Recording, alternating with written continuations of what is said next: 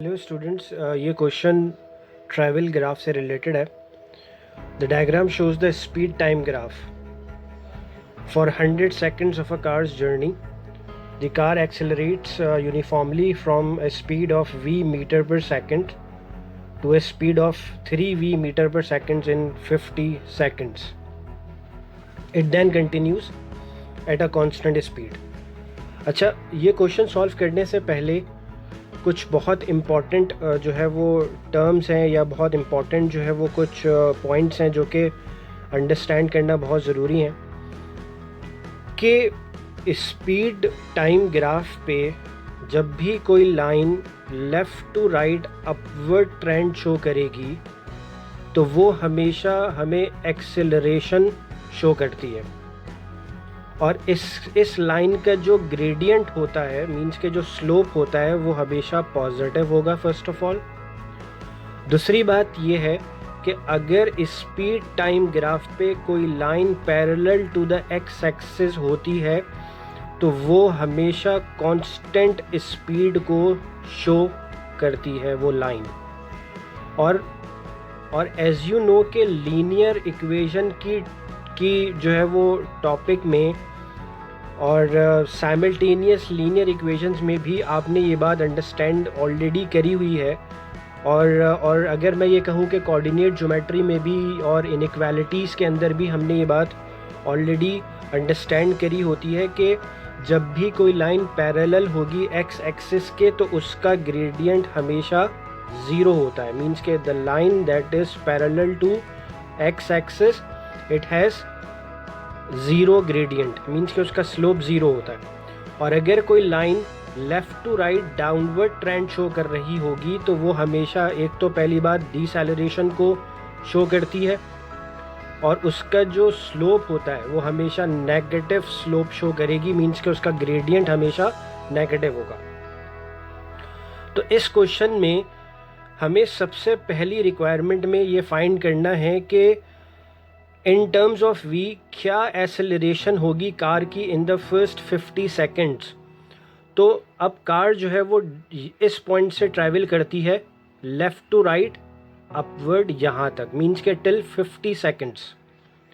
तो अब मुझे ये ग्रेडियंट फाइंड करना है। स्पीड टाइम ग्राफ मेरे पास मौजूद है। तो याद रखिएगा कि जब भी आपको एक्सेलरेशन फाइंड करनी होगी तो आप हमेशा ग्रेडियंट पे वर्किंग करोगे। मींस के स्पीड टाइम ग्राफ में gradient is equal to gradient in speed time graph, gradient is equals to acceleration, that's it. ठीक है। और एक्सेलरेशन का जो यूनिट होता है वो मीटर पर सेकेंड स्क्वायर होगा और ये फिजिक्स में भी हमने देखा होता है। तो अब अगर मैं इस फर्स्ट 50 सेकंड्स का ग्रेडियंट फाइंड कर रहा हूँ तो मुझे कोऑर्डिनेट चाहिए। तो फर्स्ट कोऑर्डिनेट जो है वो मेरे पास 0,v है, ये वाला कोऑर्डिनेट। ठीक। और जो ये कोऑर्डिनेट है ये कोऑर्डिनेट होगा मेरे पास 50, means the value of x is 50 and the value of y is 3v। ठीक। अब as we know के the formula to find out the gradient is y2 minus y1 upon x2 minus x1। तो अगर मेरे पास ये x1 y1 है और ये x2 y2 है तो I just substitute the value of y2 minus the value of y1, value of x2 minus x1, that is 0. So 3v minus v is equals to 2v and upon 50, and after simplification I will get v upon 25. so this is the acceleration. तो मैं repeat कर देता हूँ कि speed time graph में whenever we are finding acceleration we are supposed to find out acceleration, तो we have to find out क्या हमें gradient find करना पड़ेगा। सेकेंड पार्ट ये है कि the car travels 2500 meters during the 100 seconds। अच्छा, अब यहाँ पे जो कॉन्सेप्ट जो है वो सेकंड बी पार्ट में अप्लाई होगा, वो इस तरह से होगा कि इट इज़ गिवन कि कार जो है वो 100 सेकंड्स में, मींस के जो उसने 100 सेकंड्स की ट्रैवलिंग करी है और तो उसने जो टोटल डिस्टेंस कवर किया वो है 2500 मीटर्स का। सो दिस इज़ डिस्टेंस और ये टाइम टेकन है इसका। ठीक। तो अब अगर मुझे v की वैल्यू फाइंड आउट करनी है तो डेफिनेटली मुझे डिस्टेंस पे वर्क करना पड़ेगा। मीन्स व्हाट कि मुझे एक ऐसी इक्वेशन फॉर्म करनी पड़ेगी जो कि डिस्टेंस से रिलेटेड होगी, ठीक है, और मैं उस इक्वेशन को इक्वेट कर दूंगा इस गिवन डिस्टेंस के, ठीक। अच्छा, अब डिस्टेंस कैसे फाइंड होगा? तो अब यहाँ पे जो सेकंड इम्पॉर्टेंट पॉइंट है वो ये है कि स्पीड टाइम ग्राफ पर जब भी हमें डिस्टेंस फाइंड करना होगा तो डिस्टेंस हमेशा इक्वल होता है area under speed time graph. Speed time graph पे जो एरिया आएगा पूरे कंप्लीट स्पीड टाइम ग्राफ का, ठीक है, left to right upward and then a constant speed, ठीक है। तो 100 सेकंड्स तक उसकी जितनी भी ट्रैवलिंग है हमें उसका एरिया फाइंड करना पड़ेगा, area under the speed time graph that is equals to distance, ठीक।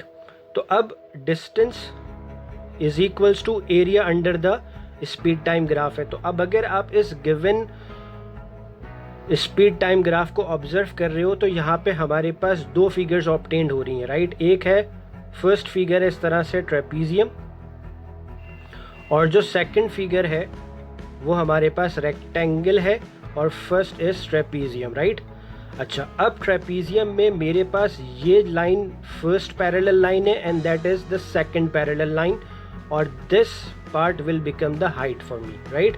अच्छा, अब यहाँ पे क्या होगा कि मैं इसको ब्रेथ कंसिडर करके इसको लेंथ कंसिडर कर सकता हूँ रेक्टेंगल में, ठीक। और अगर आप इसको लेंथ कंसिडर कर रहे हो तो ये ब्रेथ बन जाएगी। तो बहरहाल नॉर्मली क्या होता है कि length is greater than the breadth होती है, सो दैट्स वाई मैंने लेंथ इसको ले ली और ब्रेथ में इसको ले लूँगा, लेकिन इसमें कोई फ़र्क नहीं पड़ेगा बिकॉज हमेशा रेक्टेंगल के केस में हमें लेंथ इंटू बी करना है और ट्रेपीजियम के केस में हम 1/2 multiply by height multiply by sum of the parallel lines कर रहे होते हैं, means P1 plus P2 sum of the parallel lines, right. तो मैं यहाँ पे फॉर्मूला लगाऊंगा ट्रेपीजियम का सबसे पहले 1/2 मल्टीप्लाई बाय द हाइट। अच्छा, मैंने इसको कहा कि ये हाइट है, तो हाइट डेफिनेटली ये हो जाएगी। तो 50 minus 0 is 50, so this is the height. Means के डिफरेंस कितना है यहाँ से लेके यहाँ तक का, तो वो 50 यूनिट्स का है, राइट, इस ग्राफ के अकॉर्डिंग। तो वो 50 यूनिट्स कैसे आ जाएगा? 50 minus 0 is 50 and multiply by the first parallel line is v minus 0 that is v and the second parallel line is, क्योंकि चूँकि मुझे तो ये फाइंड करना है ना, मीन्स के this line is parallel to the y axis, right. तो मैं इसको फाइंड करने के लिए क्या करूँगा? I have to subtract 3v minus 0, तो 3v माइनस 0 3v हो जाएगा। मीन्स के मैं वर्टिकल हाइट फाइंड कर रहा हूँ, वर्टिकल डिस्टेंस कितना है? तो वर्टिकल डिस्टेंस है 3v यूनिट्स का, जो कि 3v माइनस 0 से हो जाएगा बिकॉज हम ओरिजिन से अपवर्ड जाएंगे यहाँ तक, तो ये v यूनिट है, और अगर यहाँ तक मैं इसको मेजर करता हूँ तो it is 3v units, right. I hope कि ये क्लियर हो रहा होगा। अच्छा, तो इस तरह से मेरे पास एरिया जो है वो पैरेललोग्राम का आ जाएगा, और फिर इस तरह इसके बाद मैं इसमें ऐड करूँगा एरिया ऑफ द रेक्टेंगल।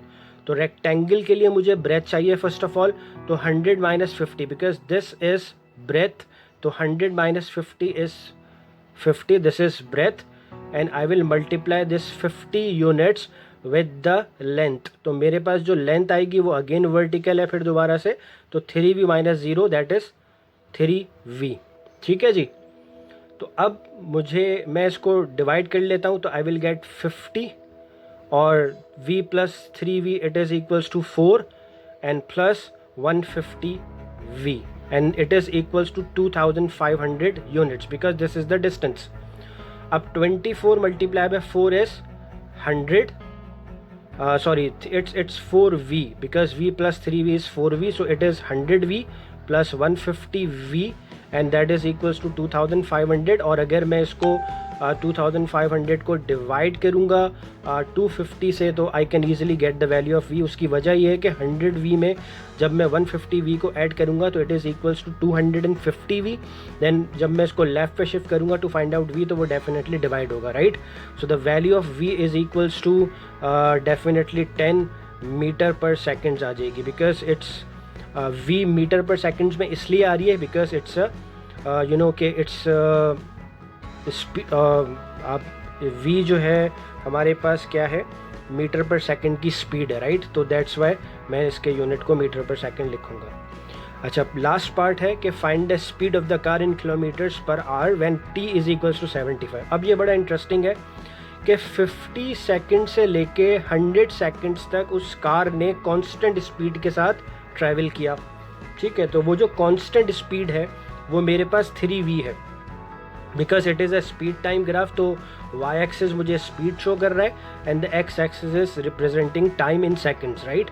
तो अब तो मैं ये कह सकता हूँ कि फ्रॉम 50 सेकंड्स टिल 100 सेकंड्स तक a car travels at a constant speed that is 3v।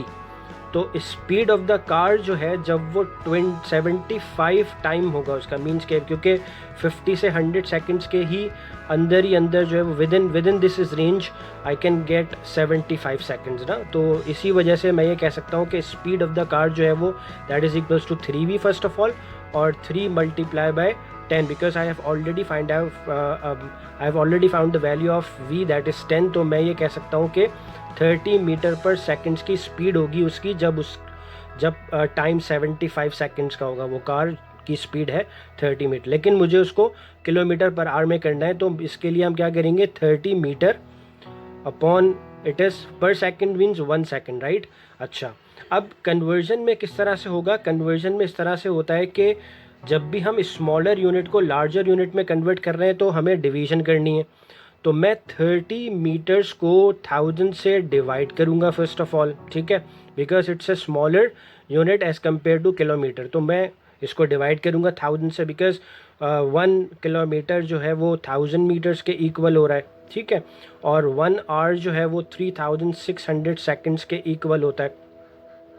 अब ये डिवाइड हो रहा है 30 metre upon means it's a slash ना, so it's 30 metre per seconds. तो 1 सेकंड्स नीचे आ गया, तो that's why I am using divide sign, और 1 सेकंड्स अगेन डिवाइड हो जाएगा 3600 सेकंड से, बिकॉज 1 आवर है तो ये सेकंड है तो मुझे डिवाइड करना है। तो अब मैं इसको रेसिप्रोकल कर सकता हूँ, तो it is 30 upon 1000 when you change this division sign into multiplication sign, तो ये रेसिप्रोकल हो जाएगा। 1 upon 3600 will be 3600 upon 1, 0 0 0 0 cancel and 0 0 cancel and 36 multiply by 3।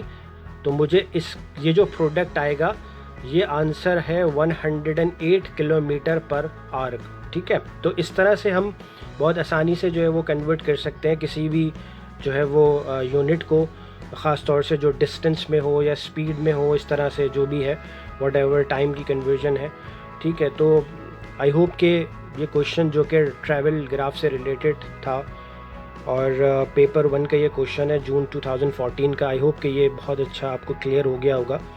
लेकिन अगर इफ़ यू हैव स्टिल कोई भी, अगर if you have still confusion, if you are still confuse या कोई भी पॉइंट अगर आपको क्लिक नहीं कर रहा हो, तो please write your feedback, write your comments in the comments box. I will definitely get back to you. और अल्लाह हाफ़िज़, अपना ख्याल रखिएगा।